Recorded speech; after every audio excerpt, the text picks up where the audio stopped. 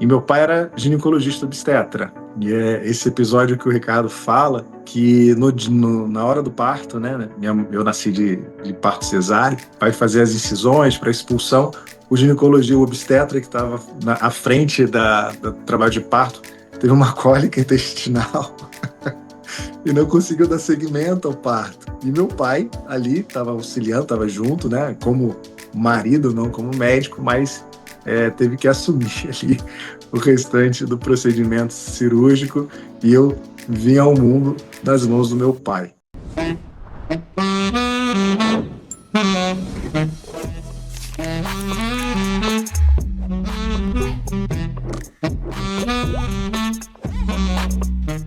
Fala, doutores! Sejam muito bem-vindos ao maior podcast de desenvolvimento e carreira médica do Brasil. Hoje, o episódio é com um médico que entende que cuidar do coração não é só ajustar dose, é entender de gente. Cardiologista, campeão de jiu-jitsu, pai, esposo, filho, gestor da própria clínica e alguém que teve a coragem de mudar de cidade e de modelo mental para exercer uma medicina mais humana. Já se inscreva no canal, ative o sininho, compartilhe esse episódio com aquele amigo médico que anda cansado da nossa medicina automática. E seja muito bem-vindo a nosso episódio com o meu querido amigo, Dr. Paulo Cardoso. Fala, Paulinho, tudo bem? Fala, Ricardinho, fala, doutores. Cara, sem demagogia, eu vejo o seu esforço, vejo a sua paixão, vejo seus brilho nos olhos em estar aqui gravando mais um episódio, dentre de outras centenas que você já se dedicou, que ficaram maravilhosos. Para mim é uma honra poder aqui compartilhar um pouquinho da minha história de vida. Eu sei que nessa caminhada que se chama vida, a gente aprende um pouquinho com a história de cada um, né? Eu adoro ler biografias, então a oportunidade de compartilhar um pouquinho do que foi a minha trajetória, uma pessoa tão humana que você sabe que nós temos uma relação lá da época da faculdade. Para quem não sabe, eu e o Ricardo fizemos a Unirio, a Faculdade Federal do Estado do Rio de Janeiro, e lá, né, a gente se conectou, temos uma amizade, apesar de hoje eu morar no interior de São Paulo, que, nossa, só o contato aqui, a gente faz o rapport um com o outro aqui, essa conexão, já passa um filme, passa aqui uma longa-metragem, né, Ricardinho, de bons momentos. E desses bons momentos, você tem que começar a falar para mim um ponto que é fundamental na tua construção como ser humano, na tua jornada como um todo, que é qual a importância do teu pai na tua jornada, que Dr. Paulo Cardoso tem a peculiaridade de ter sido posto no mundo pelo próprio pai. Fala um pouquinho aí desse teu início de formação como ser humano e a importância dessa pessoa aí, que hoje não está mais entre nós, mas com certeza está energizando todo aí o seu brilho. Poxa, você já chegou chegando, né, o Ricardinho? Quando você tem amigos que conhecem a sua história, eles sabem puxar o fio da meada, né? Esse cara é bom. Então, meu pai, né? Eu tenho o nome do meu pai, que tem o nome do meu avô. Então, quem sabe que palavras carregam peso, né? Então, eu já venho com essa questão de ser filho do Paulo, o Paulinho. Então, toda essa referência, né, que meu pai traz. E meu pai era ginecologista obstetra. E é esse episódio que o Ricardo fala que na hora do parto, né? Eu nasci de parto cesáreo. Na hora de que vai fazer as incisões para expulsão, o ginecologia, o obstetra que estava, né, à frente do trabalho de parto, teve uma cólica intestinal e não conseguiu dar seguimento ao parto. E meu pai ali estava auxiliando, estava junto, né, como marido, não como médico, mas teve que assumir ali o restante do procedimento cirúrgico e eu vim ao mundo das mãos do meu pai. Então toda essa carga, né, que veio desde da escolha do nome até seguindo com a mesma profissão, né, de médico, passei longe de ser ginecologista obstetra, me apaixonei pela cardiologia. E talvez aqui um parênteses importante: faça o que te dê tesão, prazer de fazer, não porque você já teria uma clientela, teria um consultório formado. Então, nessa jornada de algumas passos de ousadia e coragem, foi romper essa questão de fazer o que eu gosto, que é cardiologia. Tua irmã é mais velha que você, né, Paulinho? Minha irmã é. Minha irmã é mais velha, tem um irmão mais novo. Não, sim, teu irmão eu sei. Mas como é que é como é que é a A minha escada irmã, de a vocês? minha irmã, A diferença de idade? 2 anos para minha irmã Cada e um ano um? e meio para o meu irmão. Teu irmão é um e meio? Um e pouquinho, minha irmã, um e tantão, quase dois. E momento aí de Rio de Janeiro, de constituição aí de, vamos colocar, tua essência. Como é que era a tua casa? Como é que era a dinâmica e como é que vocês se comportavam? Então, assim, você era o cara mais estudioso, tua irmã era mais estudiosa, a cobrança era mais no teu irmão. Cara. Então, lá em casa, minha irmã sempre se destacou em relação à questão de estudo, né? Então, ela sempre leu muito, né? Se formou, era uma advogada, chegou muito perto da magistratura, né? Chegou nas últimas fases várias vezes, mas quis o destino que ela fosse para a Defensoria Pública. Então, hoje ela trabalha dentro da Defensoria Pública aqui lá do Rio de Janeiro. Ela então sempre foi muito estudiosa. E eu, cara, sempre fui o cara nota 7 que ali não entrava em recuperação, mas também não era destaque. Eu sempre tive muita facilidade com os esportes. Qualquer esporte que me colocava, eu sempre me destacava. E claro, se você se destaca numa questão da sua vida, você imagina que aquele destaque pode ser a sua profissão. Então, eu fiz vestibular para educação física, né? Não sei se você sabe disso. Eu cheguei a passar na FRJ, lá, Federal do Rio de Janeiro, em educação física. Eu sou sensei no judô, agora eu entrei no jiu-jitsu. Sempre gostei muito de esporte e fazia muito bem. E aí, um belo dia, né? Claro, os pais sempre nos orientando, né? Acho que o dever nosso, como pais hoje, é dar oportunidade para os filhos, mas jogar luz, às vezes, em alguma escuridão. Eles me falaram, Paulo, o que que você precisa para realmente fazer o que você quer? E realmente precisava de um incentivo, precisava e, cara, isso é muito importante agora como pai, você confiar, você dar uma carta de crédito para os seus filhos, né? Foi o que os meus pais me deram. Olha, Paulo, o que você precisar para poder sentar a bunda na cadeira e estudar, o que você precisa para passar na faculdade de medicina, conte com a gente. E entendendo um pouco mais o que que era uma realidade de um professor de educação física, né? Claro que hoje em dia nada muito engessado, cara, as profissões se destacam de alguma forma, mas eu tinha ali o respeito e a admiração pela profissão do meu pai, e gostava muito daquela missão que ele tinha, mas talvez faltasse um pouco de coragem naquela época, um pouco de incentivo, que aí é a função dos pais, principalmente do pai, de jogar para o mundo. Vai que eu seguro a onda aqui que precisar.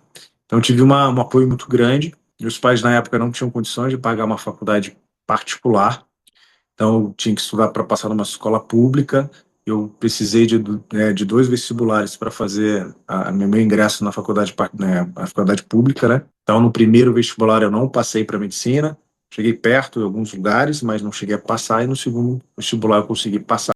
Você chegou a fazer educação física? Cara, eu cheguei a passar na faculdade, mas foi depois dessa conversa que eu falei, cara, eu ia entrar para saber como é que era, para dar uma experienciada na questão do campus e Mas a tal. educação física foi o teu primeiro vestibular? Foi saindo do colégio, né? Saindo da escola, eu fiz meu vestibular para educação física, saindo do colégio. E aí passei E para educação. então é como se você tivesse feito três. Esse primeiro É, pós-colégio foi o direto, aí depois você isso, fez um ano de cursinho, aí esse você não entrou e você entra no outro. isso. Saí da escola muito jovem. Eu iria entrar na faculdade entre quase 17 anos, né? 17 para 18 anos. Então, eu retardei um pouquinho para entrar por causa desses dois vestibulares a mais, mas eu já não entrei tão depois. Entrei junto Você é com a 79 também, Paulinho? 80. Ah, você é 80? Ah, não, eu sou dezembro 79, né? 80. Ah, não, por isso que eu tava, porque eu fiz três, né? Eu fiz três vestibulares. Eu tava pensando que. Ah, então você era Era adiantado um adiantado, pouquinho né? na Na escola, escola. porque Né? teoricamente entendi. Era mais adiantado. Então não fiquei muito para trás assim. E é toda experiência, né, cara? Conheci pessoas incríveis, professores incríveis, amadureci, talvez entrando na faculdade um ano anterior ou 2 anos antes, eu teria tido postura dentro da faculdade. Não que ela tenha sido tão madura assim, né, no seu início, mas poderia ter sido melhor. Mas tudo é experiência, tudo é conhecimento, tudo são Ah, é fatos. de verdade, eu acho que faz parte de crescimento. E assim, a gente pensa, olhando para trás, a gente faz muita pergunta, né? De tipo, por que você teria feito diferente? É, Você teria feito diferente? Cara, você vê que eu não, eu gosto da ideia de ter errado, sabe? De ter feito coisa É. que não deveria ter feito. Acho que assim, você nunca tenta algo para errar, né? Você sempre Ah, vai tentar não, algo para lógico que acertar. não, pô. Agora, Mas vindo o você é erro, quem você é hoje pelos erros, né? Esse é o é, ponto. vindo a situação que não foi ideal, é você sentar e tentar aprender com eles, né? Óbvio, óbvio, óbvio. Isso chama vida, né, cara? Nada mais, nada menos do que vida. Vida é feita de erros e acertos, e até às vezes que você acha que acerta, você precisa parar e entender, cara, será que é assim mesmo? Então, é um constante reflexão, é um constante aprendizado. Mas fazer diferente, deixa eu pensar aqui, o que eu poderia ter feito nessa fase, né? Diferente. Talvez acreditado mais em mim desde o início, né? Que no primeiro vestibular, assim, educação física, eu sou nota 7 aqui numa faculdade, numa escola boa aqui da minha cidade, nem vou estudar, vou passar mesmo, me passei, né? Se lá atrás eu já tivesse botado o pé, cara, eu quero medicina, talvez eu tivesse mais sucesso no meu segundo vestibular, ou ou quem sabe no primeiro, né?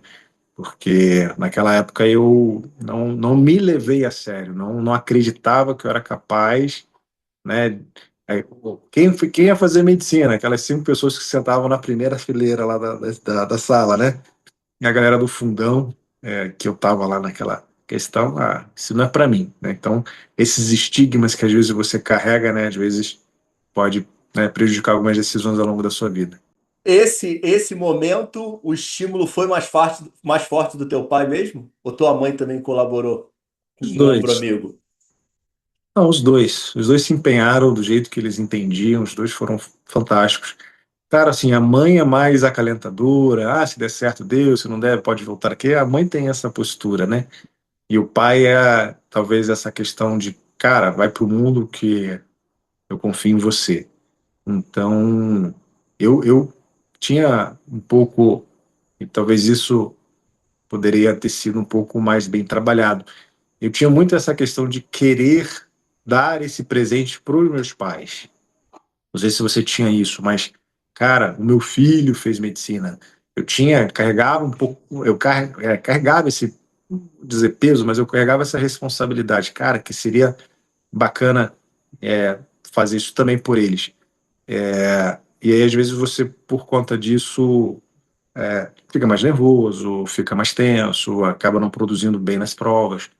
Então, essa inteligência emocional que é tão difícil você adquirir, principalmente quando você é mais jovem, às vezes a mãozinha ali do, da sabedoria dos mais velhos poderia ter sido um pouco melhor trabalhada.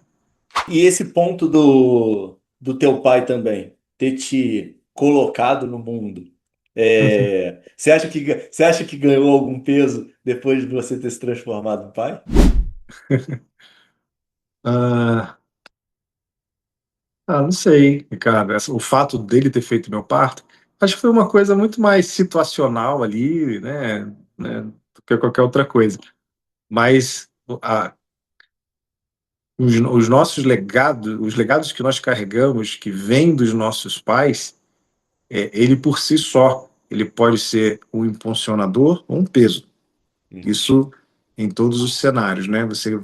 Acho que um dos motivos da gente estar aqui nessa existência é quebrar alguns padrões, né? Que você às vezes carrega, né? E replicar o que você encontrou de bom na figura do seu pai, da sua mãe, dos seus avós, de todos os seus antepassados.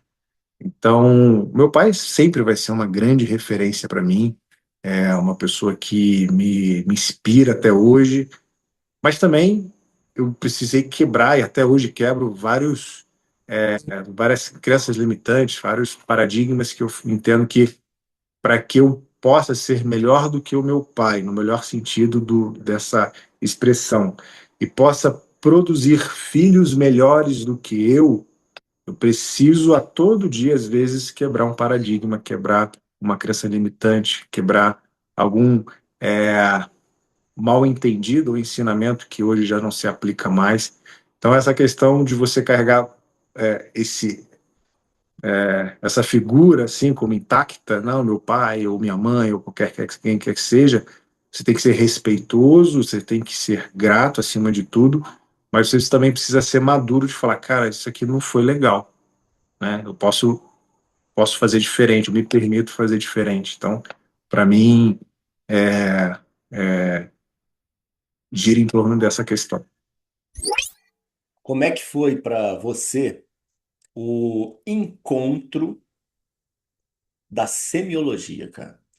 Paulinho foi um cara que se transformou na faculdade depois que ele começou aí a adentrar nesse mundo semiótico aí do detetive dos diagnósticos e foi uma grande transformação, né? Poxa, eu acho que você começou a adquirir uma bagagem, né? Que te colocou em outro lugar, né? Em outra esfera dentro da medicina.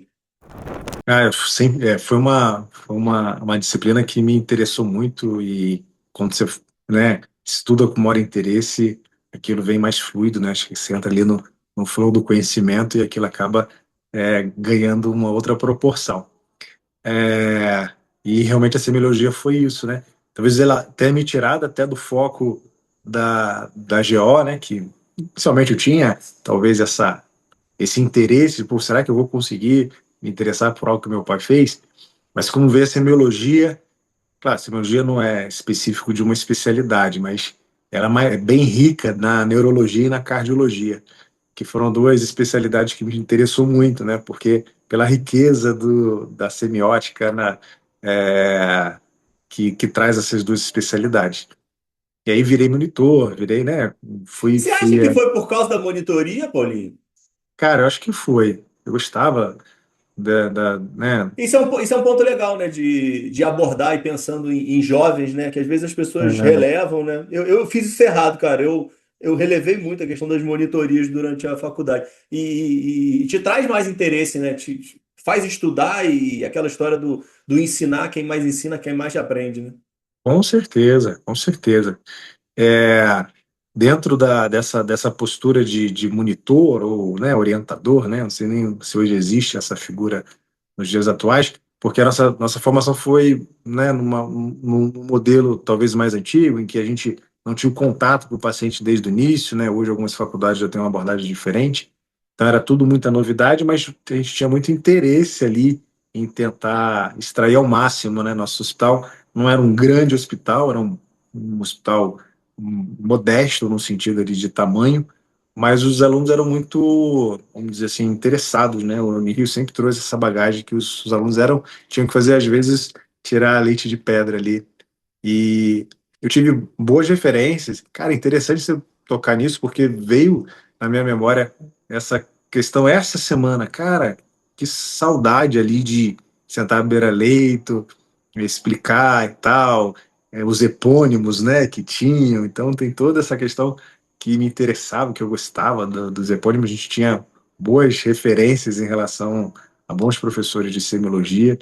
Então foi um período bem gostoso e com certeza ali nasceu a paixão pela cardiologia, não tem dúvida.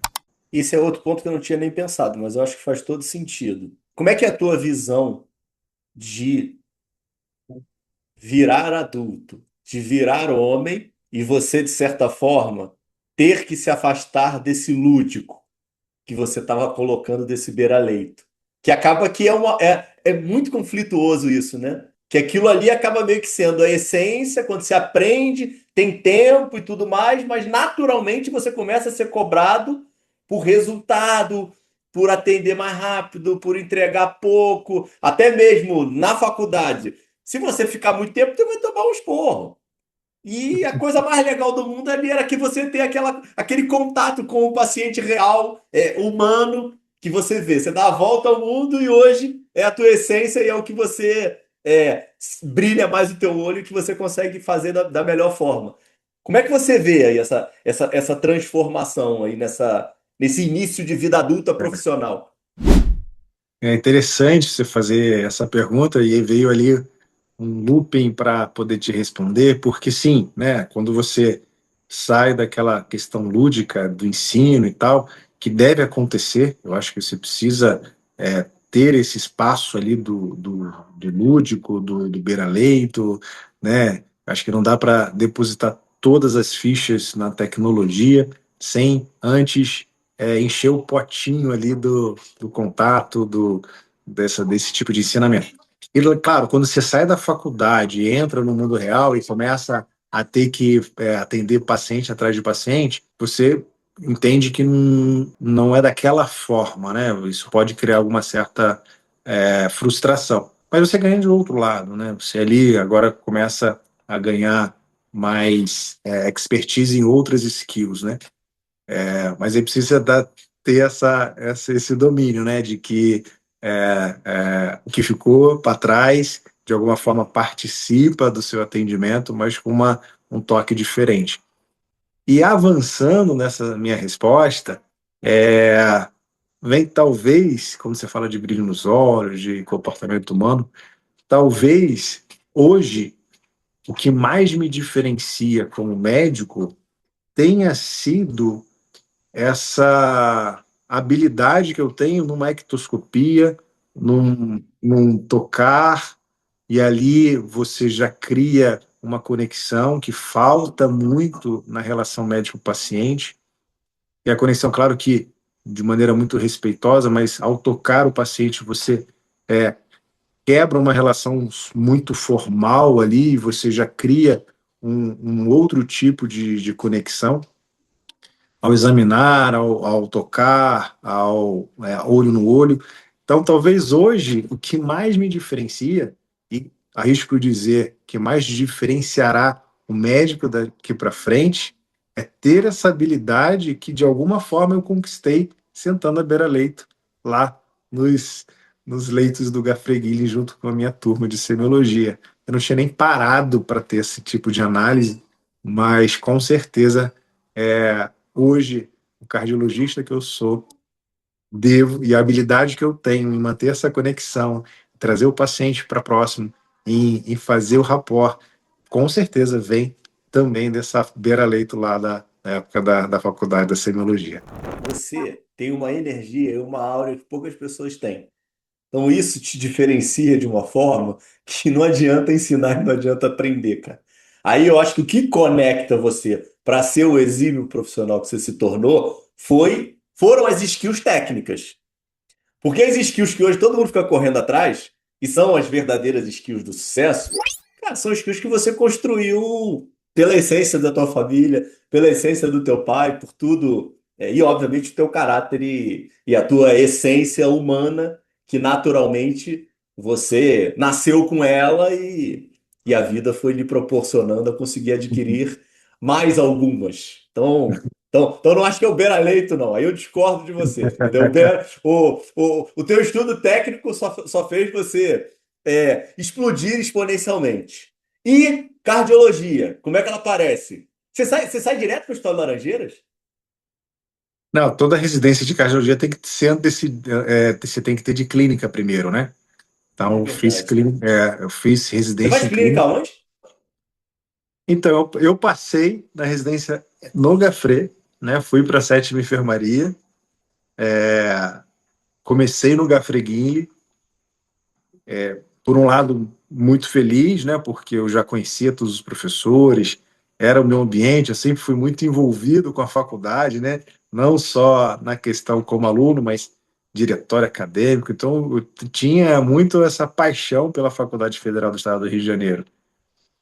Mas no meio do caminho, logo depois, eu passei em outras residências, né? Eu fiz, né? Vai saindo os resultados, né? Então eu passei em outras residências.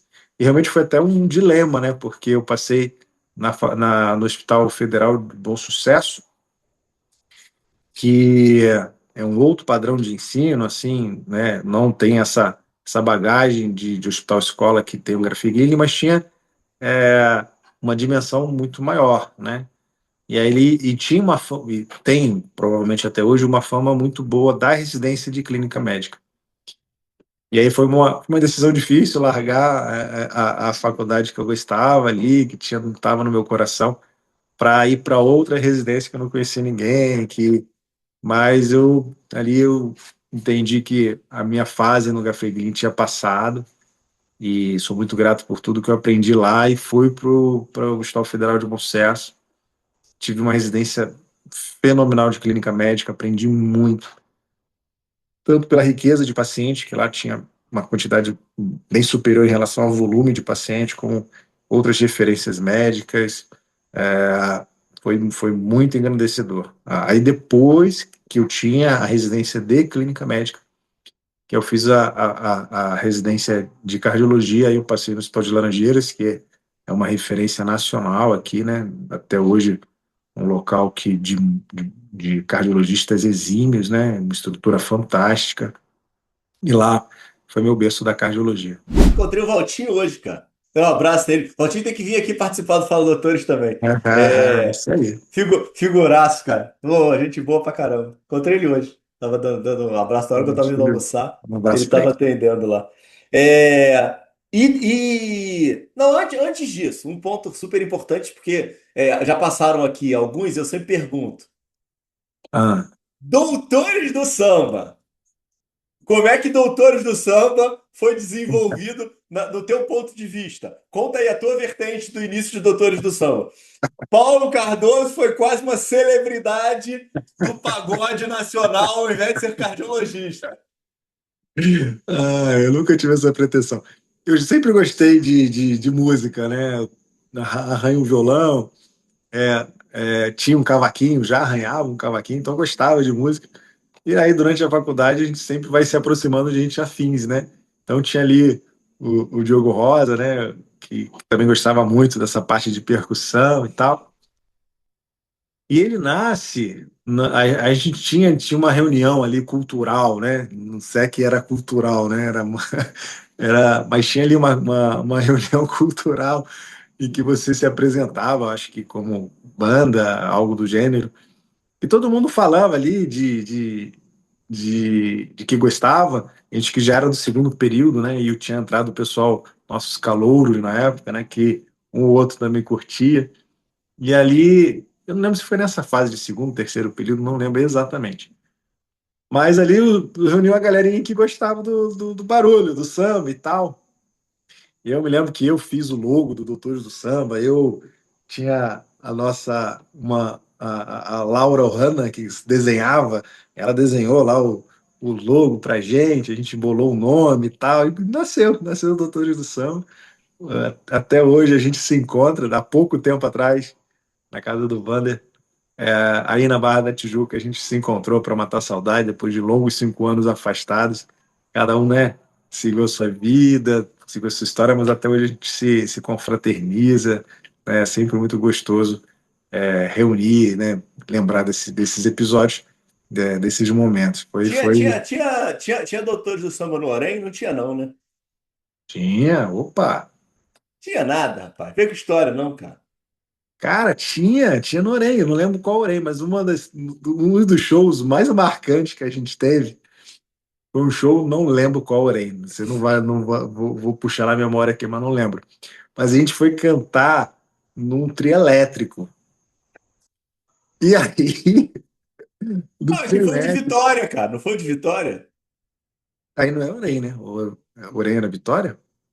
Porém, Não não é lembro. Vitória, não? Sei lá, pô. Não lembro, cara. Eu não vou lembrar. E aí, assim, tinha o show lá da banda principal e tal, então tava assim, tudo cheio ali. Eu acho que a gente ia encerrar o show, ia fazer ali uma ressaca depois do show. E tinha uma galera. Aí tinha o palco principal, e no fundo do palco principal tinha o trio elétrico. E aí eu lembro, cara, que a cantora lá, a principal, agora com vocês, tal, não sei o que, doutor o Samba. Aí acendeu aquela luz do trio elétrico, e aquela multidão se virando para ver o que era, assim, sabe? Multidão que eu falo assim do Orem, né? Não lembro, deve ter, sei lá, umas 300 pessoas, sei lá. Aí a gente no trio elétrico, cara, eu falei, caramba, esse negócio tá sendo sério. Aí a galera, não tá. Bom, você tem foto disso, cara? Do trio elétrico, puta Ah, merda. cara, tu vai ter que me mandar pra eu botar aqui na edição, cara. Ah, Tu vai ter que arrumar um jeito, cara. eu vou ver se a galera lá tem. Cara, que era muito incipiente na nossa época era de foto, né, cara? No celular mal tocava, né? Não, pô, você tá falando agora, no nosso momento aqui de chat GPT, de IA, eu fiquei pensando na Laura fazendo o desenho, o logo na mão, cara. Putz, grila, É outra realidade, né? na mão, Ah, na mão, imagino, pô. na mão. Outra realidade, né? Era outra coisa, pô. É, mas esse do Trieleste eu comentando aí foi marcante. Mas fizemos, cantamos em Rock em Rio, pagode no Rock em Rio. Você vê que fase que nós chegamos. Que Mas foi Rock muito in gostoso. Rio, cara. Lá no Rio de Janeiro tinha o Rock em Rio e tinha as festas que nós produzíamos lá no Rock em Rio, lá em Aida Barra. E teve um show no GT do Samba no Rock in Rio. Não, você tá falando de Rock in Rio, eu não me to... Você tava falando do Rock in Rio, eu tava pensando no evento, pô. Eu falei, cara, mas Ah, eu não sabia, eu não fui nesse, não. nesse show aí, pago pelo. Como é que é o nome dele? Como é que é o nome do dono do Rock in Rio? É, Medina, né? Medina, né? Falei, Ah, pô, não, Rock in o Rio cara tocou é junto com a boate. Madonna, sabe? Eles não tiveram cachê para pagar nosso Não, show. não, não, não, não deu, né? Não deu certo, não. Tá, Muito bom. e Laranjeiras, tá? Vamos voltar para Laranjeiras. Laranjeiras, para quem não conhece, acaba sendo um super centro, né? Uma referência dentro da cardiologia aqui no Rio. Laranjeiras está em funcionamento, Tá. tá? Então sempre foi um celeiro de excelentes profissionais. Primeiro, porque se faz que tem alguma coisa por trás, e para que caminho que Laranjeiras te levou? O quanto as oportunidades de Laranjeiras te levaram para determinado local? Realmente, Laranjeiras sempre foi. Eu não moro no Rio de Janeiro há muito tempo, mas imagino que continua sendo um centro formador esse de excelentes cardiologistas, tá? Tem um braço também de pesquisa, né, dentro da cardiologia muito forte lá dentro. E, e quando eu fiz a residência, a gente já era chamado, os residentes, né, por algum motivo, os staffs chamavam um ou outro para começar a atuar nos grandes hospitais aí do Rio de Janeiro. Então, eu já frequentava o Procardíaco, já frequentava grandes hospitais do Rio de Janeiro. Então, naturalmente, meu final da residência ali, eu já estava engatilhado em hospitais de referência aí do Rio de Janeiro. Mas E o que você fazia mais, Paulinho? Qual que era o foco? Você estava engatilhado nesses. Mas era o quê? nos CTI? Nos Nos hospitais? hospitais era pós-operatório de cirurgia cardíaca, unidade coronariana, né? O hospital você fazia mais isso, né? Eu não tinha muito essa questão dos exames complementares. Eu nunca me E, interessei e, para. e você nunca se interessou também com procedimento? Que aquela nossa época, pô, tava bombando, né? Cateterismo. Não, cara, nunca me interessei. Sempre tive essa questão eu gostei muito de atuar em terapia intensiva. Até hoje eu coordeno aqui um local com terapia intensiva e emergência. Sempre gostei. Eu fui bombeiro militar, né? Na época da residência de Laranjeiras, foi uma loucura. Eu tinha que conciliar a rotina de bombeiro militar mais a residência de Laranjeiras. Eu tive, né, que me virar nos 30 Não para dar lembrava conta disso. disso. Então, eu ficava entre o bombeiro e a residência. Então, esse ambiente ali de emergência, UTI, eu gostava. E o consultório, né? Que o consultório é uma construção, né? Você começa e a coisa vai andando. Pô, você Mas, tinha consultório nesse momento?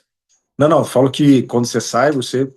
começa a construir, né? Você não sai ali, a não ser que você já tenha alguém que alimente seu consultório por algum motivo. Então, ou era ambulatório de hospital, ou era no ambiente de terapia intensiva, unidade coronariana pós-operatório de cirurgia cardíaca. O pessoal começa dessa forma, né? Então, eu estava direcionado. Mas aí, assim, eu sou carioca, amo Rio de Janeiro de paixão. É uma cidade que eu sou muito grata por tudo que eu vivenciei lá, mas eu já não estava mais suportando ali o dia a dia de trânsito, de violência, né, que o Rio de Janeiro estava proporcionando. Então, eu falava, cara, apesar de estar ali tudo engatilhado, tudo desenhado para que eu tenha, né, um direcionamento dentro de um cardiologista destaque no Rio de Janeiro, vamos colocar esse nome, eu falei, não quero o Rio de Janeiro. Não quero. Eu não sabia o que eu queria, na verdade. Se eu ia para São Paulo, se eu ia para o interior do Rio, eu não queria. Chegou O uma Liz já tinha aparecido, sua digníssima já tinha aparecido nesse momento? não tinha, não tinha. E eu não tinha muito claro o que ia fazer, só sabia que, cara, se eu tivesse a oportunidade de não estar naquela confusão, eu já me projetava, né, 10, 15, 20 anos à frente, vendo os meus pares mais velhos como vivenciavam, como viviam. Fala, cara, e aí, quando você joga para o universo esse desejo, de alguma forma as oportunidades aparecem. E aí a Lígia veio, eu já no final da residência de cardiologia. A Lígia, para quem não sabe, é minha esposa. Ela fez ela fez Vassouras e nos anos finais de Vassouras, no internato, ela foi pro Rio de Janeiro fazer o internato. A gente se conhece com amigos médicos ali em comum, e a gente começa a se relacionar eu já no final da residência. Mas essa angústia tua foi antes dela aparecer? Cara, eu ficava. Caramba, eu achei que ela que tivesse gerado isso tudo em você. Não gerado, né? Mas assim, estimulado, né? Ali, aquela juntou a fome com a vontade de comer, né?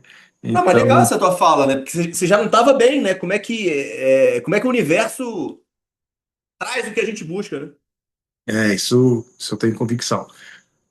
Mas, assim, cada ida, eu sou de Jacarepaguá e era Você morava com teus Laranjeira. pais nesse momento ainda. É, Jacarepaguá para Laranjeiras, eu tinha um local ali no meio do caminho na Tijuca, que é onde a minha irmã morava na época. Então, tudo difícil de locomoção, estressante, violento. E ali aquilo já borbulhava em mim, cara. Talvez não seja aqui o local que eu quero viver, né? Também não tinha muita noção para onde eu ia, não tinha muita. Ah, não, eu vou fazer um fellow, eu vou me arriscar sozinho. Não tinha, não tinha. Eu tinha uma noção que ali talvez não fosse o lugar, mas muito claro para onde eu ia. Tanto é que a nossa relação, minha e da Lígia, criou uma proporção maior. Ela acaba a faculdade, volta para a cidade natal dela, que é interior de São Paulo, e a gente fica naquele relacionamento à distância, né? Um visitando o outro a cada 15 dias, a cada mês. Eu falei, caramba. E eu, né, já praticamente cardiologista no Rio de Janeiro, e aí eu tive que tomar uma decisão, né, Não, pera aí, de. você pulou uma parte. Cardiologista no Rio de Janeiro, esse negócio de lá ou cá, completamente apaixonado. Aí você vai e tem que tomar uma decisão simples, né, poxa? Olhando para esse prisma mas quando você é para tomar, não é tão simples assim. Tudo na vida, às vezes está tão simples que você se perde, né, na decisão. E eu tenho uma amiga muito querida, que é a Patrícia, que vivenciou, ela fez a Unirio, ela era mais velha que a gente, assim, mais adiantada que a gente, que fez a mesma residência de clínica, fez a mesma residência de cardio do que a minha. Então a gente tinha uma afinidade muito grande. E eu falava com ela, puta, será? Será que não é? Será que é? Ela, não é, vai, não sei o que. Ela foi muito importante nessa fase, querida. E aí eu tomo a decisão que não é o Rio de Janeiro que eu quero ficar. A gente se casa, eu mudo, na verdade, para São Paulo sem nenhuma referência, né? Assim, só com a minha bagagem, minha formação e meia dúzia de trouxinha de roupa e começo a minha vida aqui na cidade de São Paulo, que tem coisas maravilhosas, tem muitas São coisas. Paulo mesmo, Paulinho? Já é São Paulo, eles chamam de Cinturão Verde de São Paulo, ou Grande São Paulo, né? A cidade se chama Suzano. A cidade de Suzano em si a gente não ficou muito tempo, né? A gente logo se mudou para uma cidade vizinha chamada Mogi das Cruzes, que é uma cidade mais estruturada. E ficamos lá durante alguns anos até segui aqui para São José dos Campos, que é a cidade que eu estou hoje, mais próximo do Rio, uma cidade excelente, em que hoje eu tenho as minhas clínicas e atuo aqui na cidade de São José dos Campos. Esse momento de mudança. Peraí, aqui, Fala Doutores tem que ter desgraça, cara. Tem que ter um momento de caos. Para de ficar contando história toda bonita, toda aí você com um sorriso colgate. Deixa eu entrar em coisa ruim. Quando É, você sai, primeiro uma decisão difícil pra caramba. Você está estruturado no Rio, com os empregos, pessoas te conhecendo, você fazendo um bom trabalho, com perspectiva de crescimento, aparece essa pulga atrás da orelha que ali não é teu lugar, que alguma coisa aqui não tá legal. Deus coloca a Lígia no teu caminho e aí ela te ilumina para criar a dúvida que você não pode ficar longe dela. Você escolhe ir para perto dela. Você não escolhe nada para ficar longe do Rio. Não vem com esse papo para cima de mim, não. Você escolhe ficar do lado dela. Essa escolha de ficar do lado dela, muito provavelmente te levou a uma crise gigantesca para vocês, não só para você, tá? Como é que é esse momento? Porque a tua narrativa, e aí aqui é meu papel, a tua narrativa para quem escuta, putz, cara, vou fazer o que o Paulo fez porque é mole. É só mudar que o Rio é um problema. Se eu sair, se eu for para outro lugar, vai dar tudo certo. Contextualiza um pouquinho mundo esse real. caos, mundo real, esse caos da mudança e a tua escolha que fica, putz, será que era para ir? Será que não era para ir? Caramba, não deu certo. E aí, como é que é esse Não, momento para a gente chegar na tua clínica brilhante agora? na verdade foi desafiador essa trajetória. Tive algumas facilidades, né? Porque o pai da Lígia, o meu sogro, ele tinha uma clínica na cidade de Suzano.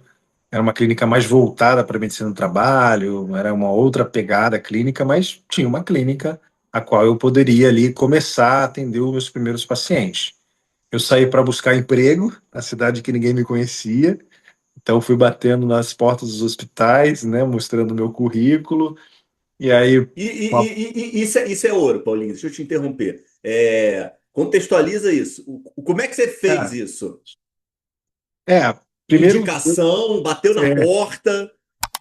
então, bem isso mesmo, cara, você tem que ter coragem ali de botar a cara a tapa. Na clínica do meu sogro, comecei atendendo ali consultas populares, né, vamos dizer assim, né, alguns convênios assim bem iniciais, né, então só realmente para mostrar a cara. Nos hospitais da cidade, ninguém me conhecia, eu não tinha. Meu sogro, ele é médico, né? Ele não atua mais, mas ele é médico, então ele tinha alguma referência ou outra que poderia me indicar, né, de pessoas. Então eu fui como genro do Laércio, outros eu conheci um pós-graduando, um pós-graduando que fez Laranjeiras, que estava em alguma cidade próxima ali, eu fui lá com ele, pô, e aí, você conhece alguém? Eu tô aqui e tal. Começando a me mostrar, né? Eu consegui meu primeiro emprego num plantão de domingo de dia no Hospital X. Então, eu tive realmente que dar um passo para trás, né? Mas, ao mesmo tempo, tranquilo, que eu sabia que era um processo, né? Eu não tinha a pretensão de falar, olha, eu cheguei, abram-se as portas, porque eu cheguei. Tem gente que acaba caindo Uhum. do cavalo, acaba tendo muita frustração. Ah, que eu tenho, eu sou, eu faço, eu aconteço, e chega lá, vê que a realidade é totalmente diferente. Então, é quando você não cria tantas expectativas, acho que a frustração é menor. Mas eu fui dando meus primeiros plantõezinhos aqui, e aí sim surgiu uma crise. Você fala que eu vou contar de coisa ruim, né? Os hospitais da cidade eram muito ruins, né, no geral, muito mal estruturados. Não tinha na cidade onde eu morava um hospital de referência, um hospital de qualidade, então era um hospital mais precário. E aquilo me incomodava. Eu estava saindo dos hospitais tops do Rio de Janeiro para trabalhar em locais que não eram bacanas. E aquilo me criou sim uma certa frustração, mas ao mesmo tempo oportunidade de procurar outros lugares, não ficar acomodado. Ah, não, porque essa é o hospital da cidade que eu tenho que trabalhar, então eu vou continuar aqui.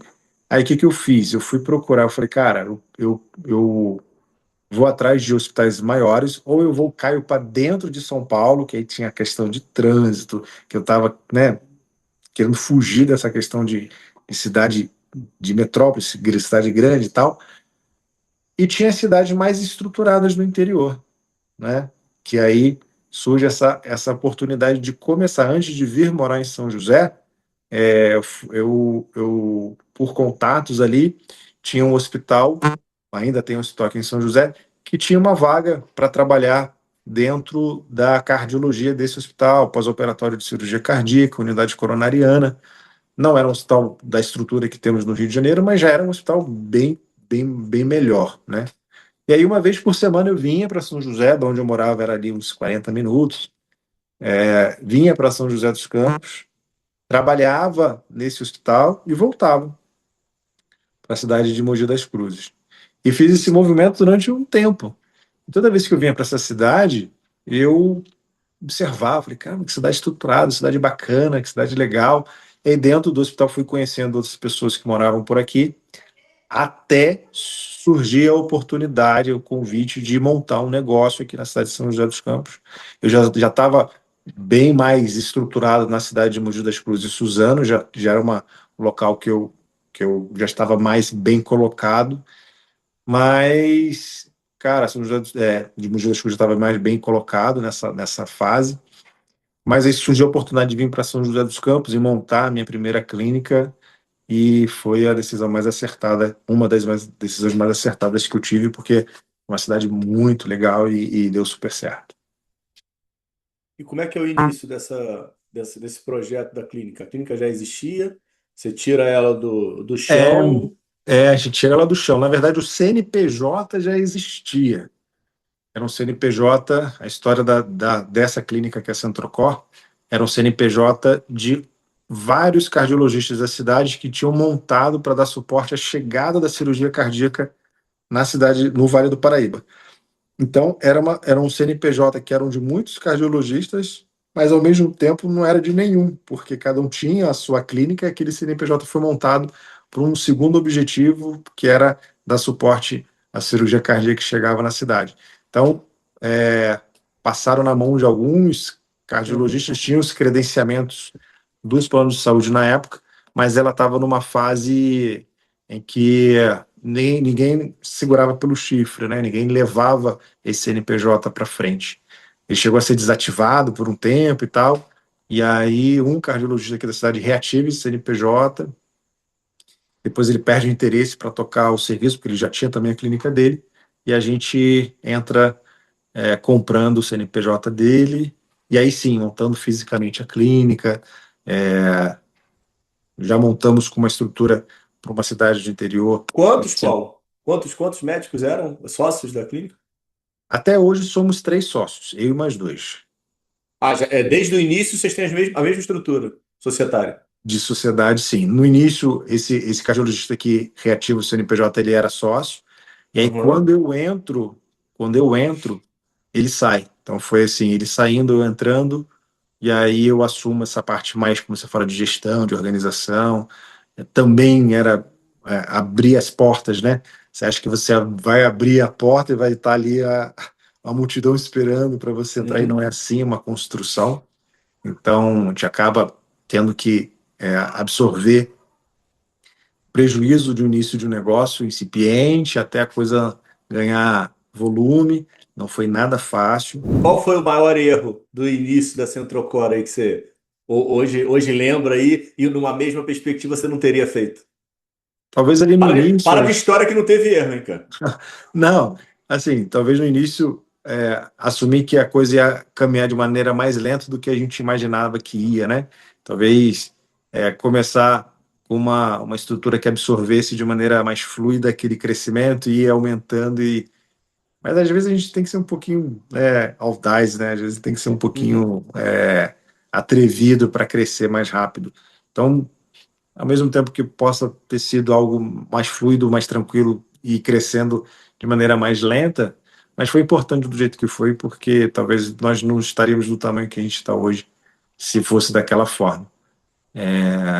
Então, hoje a gente tem um movimento, né, grande para uma clínica da cidade do Porto de São José dos Campos. Somos, com certeza, a maior clínica aqui da cidade. E no âmbito da cardiologia, né? E Vocês continuam só com cardiologia? Ou tem outras tem especialidades na assim, clínica? né? Tem ali o Entendi. vascular, tem o cirurgião cardíaco, mas o foco é Mas a o cardiologia. core, É. Tem os afins que acabam, né, nos apoiando ali dentro desse cenário, mas a gente preferiu, né, focar nessa questão da cardiologia e não expandir muito para as outras especialidades, não. tá, e o que que você acha que você mais aprendeu aí, pensando nessa parte de gestão que você foi obrigado a fazer e apanhou, e que de alguma forma a gente poderia ter aprendido alguma coisa na faculdade, ou você é adepto que não tem espaço na grade da faculdade para aprender novas coisas, já que tem tanta coisa para ser aprendida? Não, eu acho que a gente precisa, sim, ter a noção de empreendedorismo mínima, que a gente não tem, mesmo que seja uma, uma cadeira eletiva, né? Eu acho que sim, ter essa questão seria muito interessante. Bom, eu aprendo até hoje, né? Gestão é um ensinamento contínuo, né? O que eu acabo talvez esbarrando nos dias de hoje é que a mentalidade do médico nessa questão de negócios, nós temos uma mentalidade muito reduzida, né? Muito mal alimentada, né? Claro que vão ter um ou outros que vão se destacar, mas talvez ali de habilidades pessoais ou de referências familiares, mas o médico em si é a gente está até conversando com isso antes, algo que é muito treinado para a parte técnica médica e acaba não tendo essa visão do empreendedor, etc. E, e até hoje eu tenho essa obrigação de tentar fazer diferente, né? De tentar outros caminhos, né? Tem a célebre frase do rapaz, fugiu o nome dele, mas a frase é: eu não tenho medo da mudança, eu tenho medo que nada mude, né? Então, você ficar sempre mesma toada, as mudanças vão acontecer, vão te atropelar. E nessas eras de medicina suplementar cada vez mais financeiramente com mais dificuldade, as IAs, as novas faculdades de medicina sendo criadas, então você precisa entender que esse movimento existe e não ficar na mesma toada, encontrar outras soluções. Então, é um lema que eu carrego, né, todos os dias para tentar enxergar a oportunidade, enxergar outros tipos de formas de atuar, né? E você, não satisfeito, constituiu aí com teus sócios aí, com a tua família, uma super clínica, mudou, tá bem estabelecido, tudo caminhando bem. Aí você me adentra num novo universo, que é a tal da medicina integrativa. E você não, né?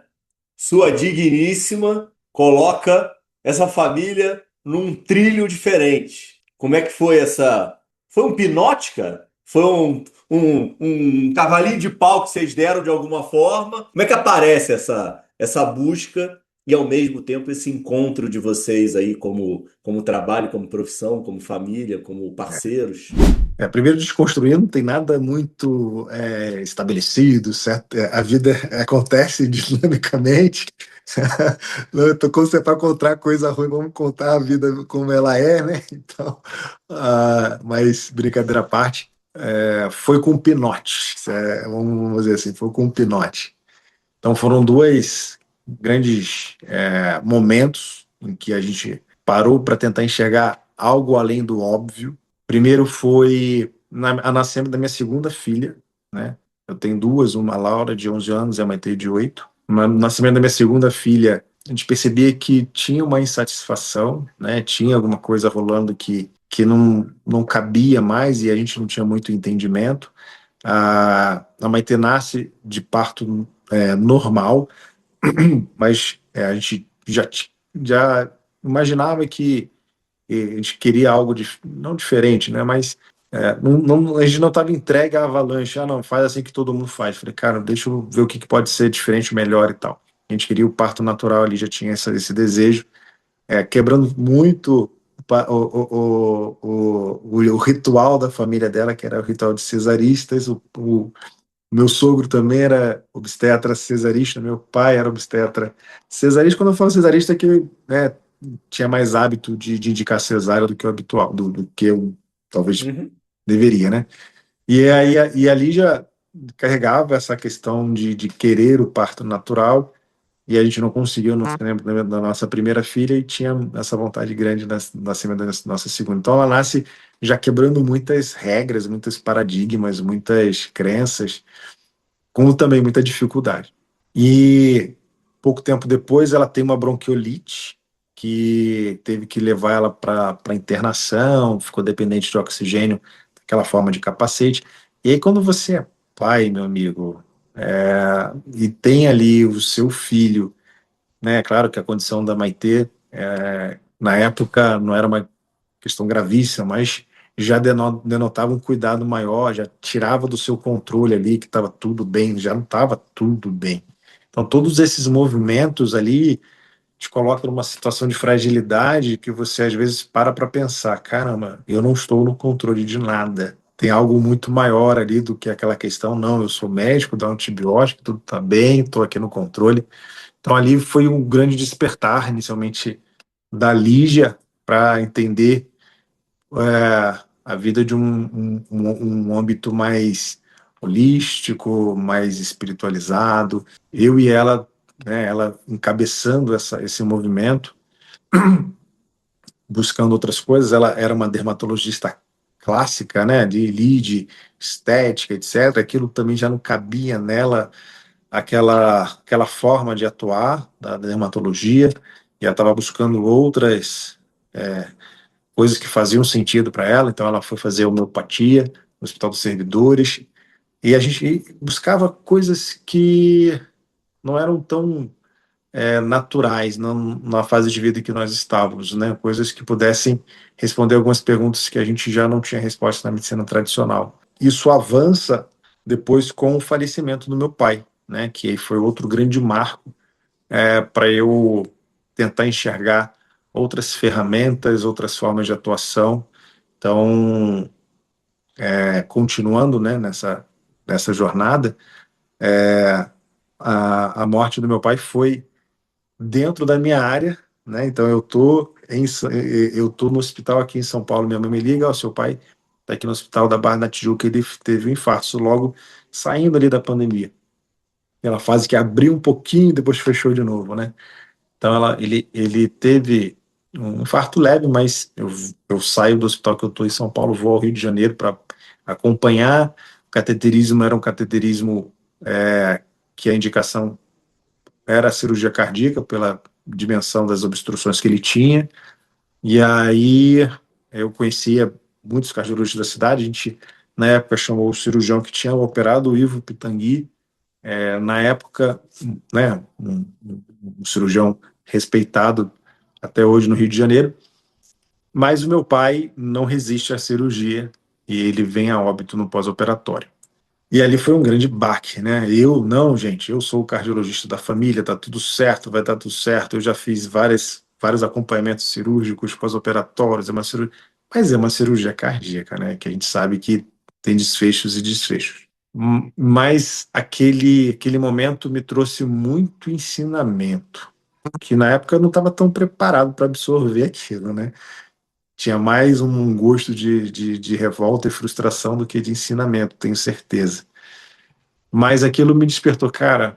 Eu acompanhei meu pai de perto, tinha os melhores cardiologistas, tinha a melhor estrutura. Cara, o que que eu fiz de errado, né? O que que aconteceu?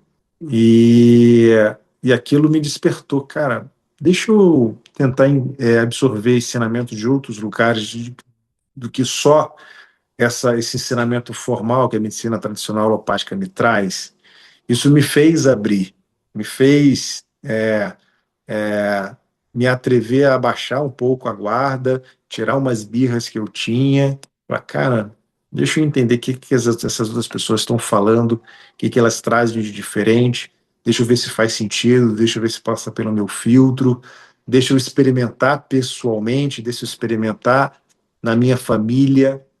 Então ali me deu é, talvez esse ensinamento, né, de caramba, você não é você não, essa bagagem que você traz de médico, cardiologista, de destaque, não é bem assim, cara. Espera, tem outras milhões de coisas que você pode aprender se você estiver aberto para isso. Então, talvez a morte do meu pai tenha sido um grande trampolim para que eu entenda que, sim, a cardiologia, a oftalmologia, a cirurgia são maravilhosos, mas a gente acaba tendo ferramentas muito reduzidas e talvez se a gente, desde aí sim, na faculdade, pudesse ter, e a gente até tinha era uma faculdade mais aberta, tinha Uhum. homeopatia, né? Sim. Então, desde sempre, ter a oportunidade de ter contato com os ensinamentos das medicinas milenares, da importância do psique, da nossa mente dentro dos desfechos da saúde, a importância de entender sobre alimentação, que a gente praticamente não sabe nada, sai da faculdade sabendo muito pouco sobre nutrição, sobre é, como isso faz diferença, aprender sobre suplementação, aprender sobre outras tantas ferramentas que a gente pode trazer para a nossa realidade, eu como cardiologista, clínico, né? É, e, e essa trajetória vem daí, vem de sofrimento também, mas vem também de uma humildade de falar, caramba, apesar de eu não tenho controle, apesar de eu preciso estar aberto para outras coisas. Apesar de eu assumo que o que eu sei não é o suficiente.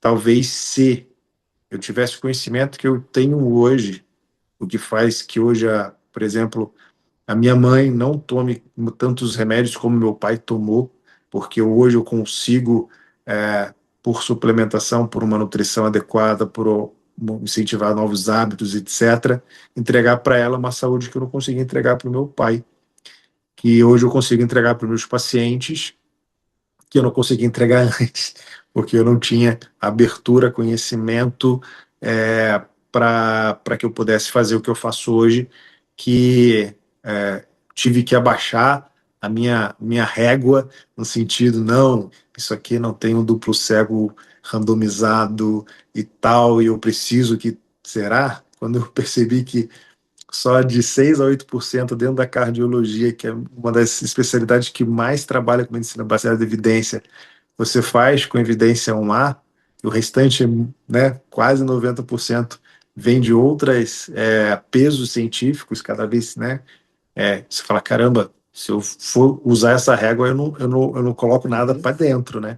Então, não eximindo uma postura científica, mas também não estando fechado ao extremo para não para absorver novos conhecimentos, tendo aí talvez essa bagagem de médico que passou lá, década de 80, analógico, beira-leito, mão, esteto no peito, e agora com IA, com medicina integrativa, unindo questão de espiritualidade, medicina é, funcional, estando aberto a dominar outras formas, outras habilidades dentro da própria medicina, que hoje o cardiologista fica muito focado e o oftalmologista fica muito focado. Então, entender que essa fragmentação, né, traz algumas coisas boas, você fica muito bom em certas situações, mas perde muito da visão do todo. Então, eu que venho desse berço da semiologia, da clínica médica e da cardiologia, a medicina integrativa veio talvez para me abraçar nessa questão de olhar o todo, né? Então, aprender um pouco de saúde intestinal, de saúde, de hormonioterapia, de é, medicina em qualidade de vida, né? Então, isso foi fantástico para que hoje eu aborde o paciente do jeito que eu aborde. Tenho um plano de acompanhamento do jeito que eu tenho, a entrega do jeito que eu faça, só foi possível porque eu vivenciei isso tudo. E você estava falando em relação à conexão com a espiritualidade. E eu estava meio que esperando para você falar disso para puxar esse gancho também. É, cara, teu pai sempre foi uma pessoa muito espiritualizada, você da mesma forma, pelo menos do meu ponto de vista. E tua narrativa foi excelente para contar essa jornada, né, do início e do interesse na medicina integrativa. Mas o quanto da espiritualidade te coloca também nela? Quanto que ela faz parte desse teu projeto e como é que foi que ela te ajudou a chegar na medicina integrativa, a espiritualidade em si? Então, meus pais, eles são de berço católico, né? Até hoje minha mãe e meu pai era também bastante atuante dentro do catolicismo. Eu, né, minha juventude eu vivenciei dentro do catolicismo. Tenho muitos bons momentos ali dentro desse cenário religioso, não necessariamente espiritual, mas religioso. Mas avançando um pouco mais, para não ficar longa a Tua mãe, resposta, tua mãe sempre foi mais religiosa que teu pai? eu não consigo falar a questão de ranking, né? Mas os dois sempre se dedicaram bastante à igreja, né? Sempre se dedicaram, eles eram muito envolvidos em questão de encontro de casais, então eles eram muito envolvidos nessa questão, mas eu não consigo falar sobre ranking, mas Uhum, uhum. os dois eram. Minha mãe até hoje, né?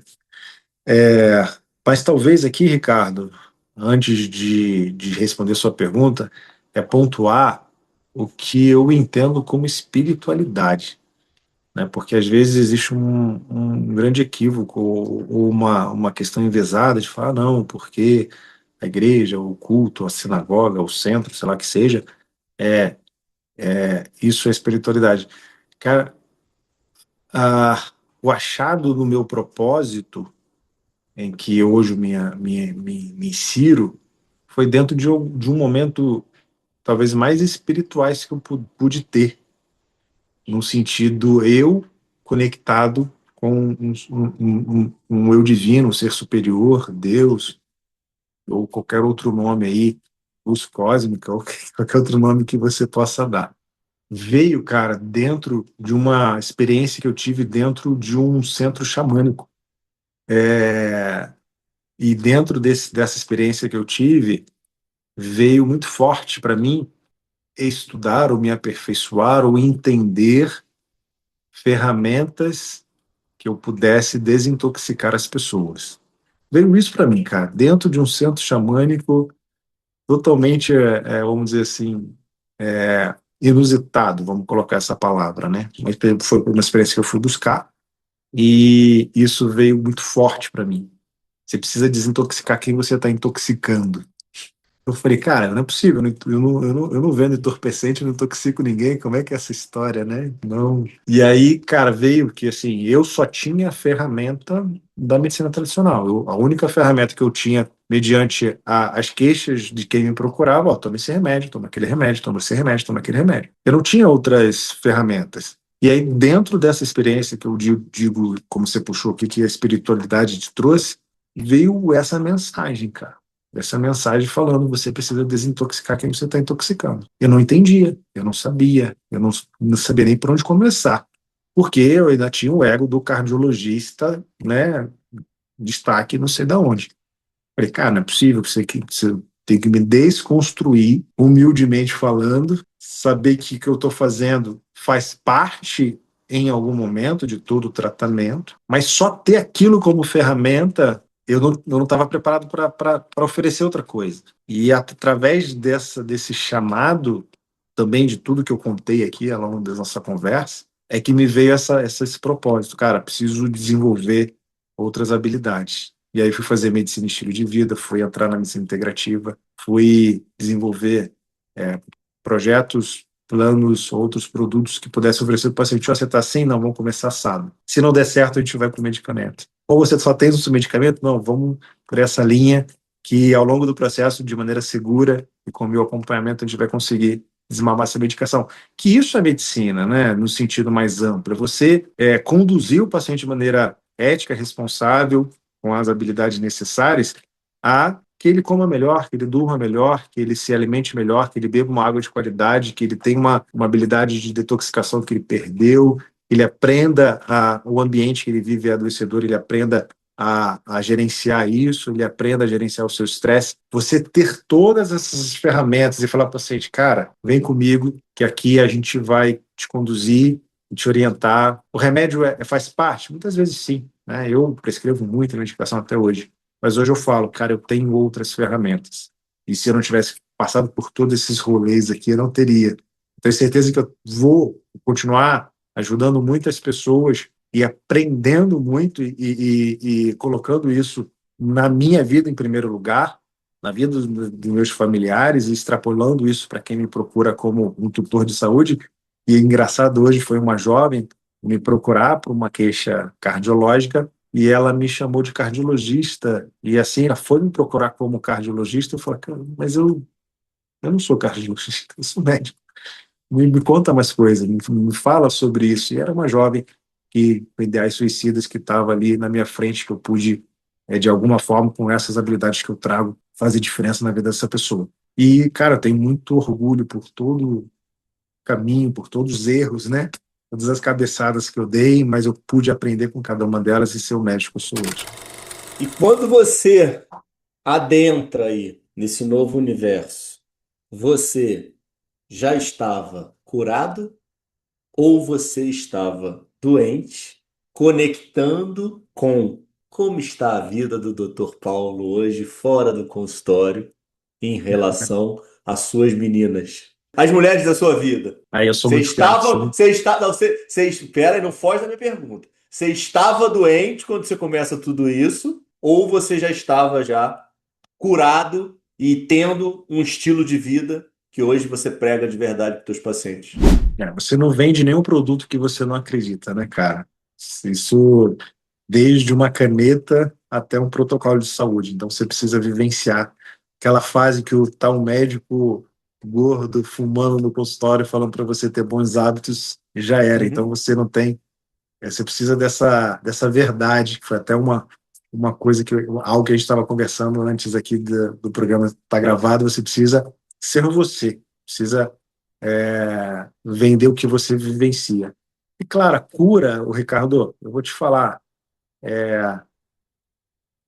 a cura vem do dia a dia, cara. Eu falar para você que eu tô curado, cara, eu não tô, eu tô me curando a cada dia. Cada tropeço que eu falo, puta, isso poderia ter sido diferente. Da próxima vez, o universo me coloca aquele desafio, aquela tentação, eu consigo fazer diferente ali, eu me curei um pouquinho mais. Eu hoje pratico exercício, né, praticamente todos os dias, durmo cedo, não como comida inflamatória, então sou muito restrito em relação a bastante coisa em relação a glúten, a comida industrializada, embutidos, enlatados, isso não entra aqui em casa. Temos uma preocupação muito grande em ter uma água de extrema qualidade, mas, claro, ainda estou me curando, ainda tem muita coisa que... Peraí, cadê a garrafa, poxa? Ai, aqui, ó. Luz da Olha, vida, luz olha da vida. aí. Luz da Vida, vocês vão ouvir muito ainda falar do nosso projeto, que nasceu em São José dos Campos e ganhou o mundo. Pô, legal. Quando você fala algumas coisas assim, o pessoal fala que esse cara é maluco, então estou no caminho certo. Então vamos lá.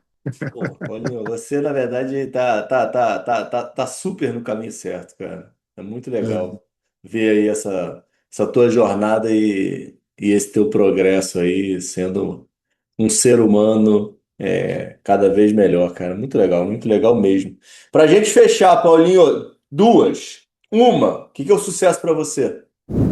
caramba, cara. Assim na lata, o que que é o Na sucesso? lata. O que que é o sucesso? Essa é a pergunta fatídica do Fala Doutores. É o que eu Ah, estava te é? falando, que é o que eu estava te falando, que é meu grande objetivo aqui, é, de encontrar esse padrão e, obviamente, que eu gostaria de escutar de vocês, ver se eu consigo pegar respostas reais e verdadeiras e não Uhum. respostas para o story, entendeu?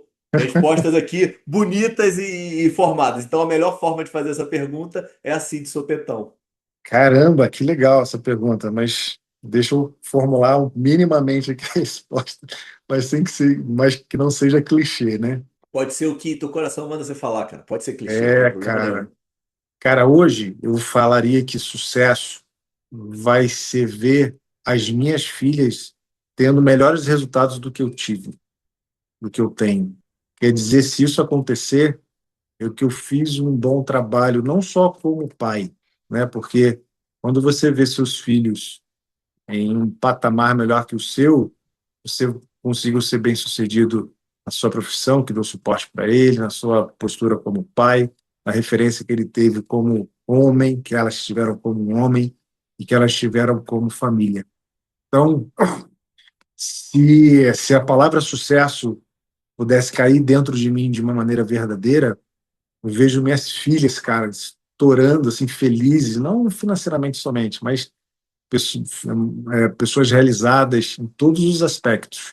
Para caramba, eu tive sucesso nessa vida. Falar de ter equilíbrio financeiro, espiritual, blá, blá, blá, blá. Mas qual é a referência? Minha referência é essa, minhas filhas bem-sucedidas. Cara, eu consegui deixar o meu legado como homem, como pai, como provedor, porque eu passei para frente a minha semente, essa semente floresceu e está essa árvore frondosa aqui. Ficou bonito isso daí, hein, cara. Vai dar pra fazer um corte bom, hein? Ô, me diz o negócio. Redes, onde é que o pessoal te encontra? Arrobas. Fala aí. Então, hoje eu estou mais no Instagram, né? dr.paulocardoso. É, ali é o canal que eu estou mais me dedicando ali a divulgar o meu trabalho. Tem da minha esposa, e tem também da Luz da Vida, que também a gente está aos pouquinhos alimentando o Instagram da Luz da Vida. Você sabe o arroba de cabeça da Cara, Liz da Luz da Vida?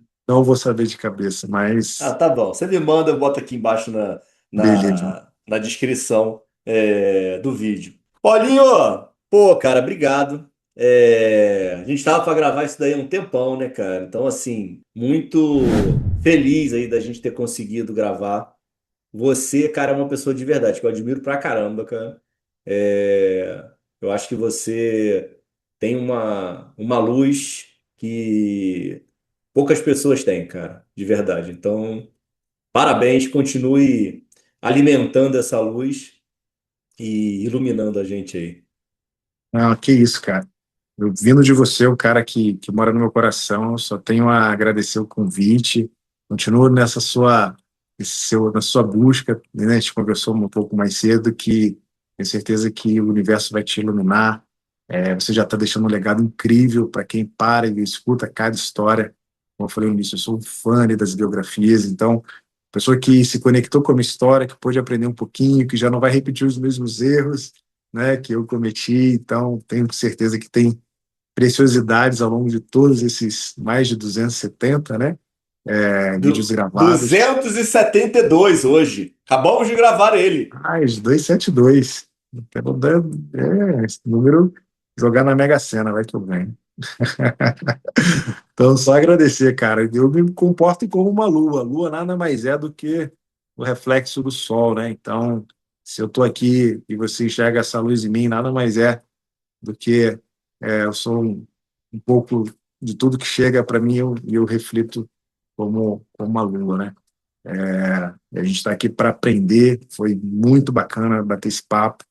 Acho que quando você não, às vezes não para fazer essas construções, né? Que a gente acaba fazendo aqui nessas perguntas que você trouxe, me curando, né, cara? Cada dia um pouquinho.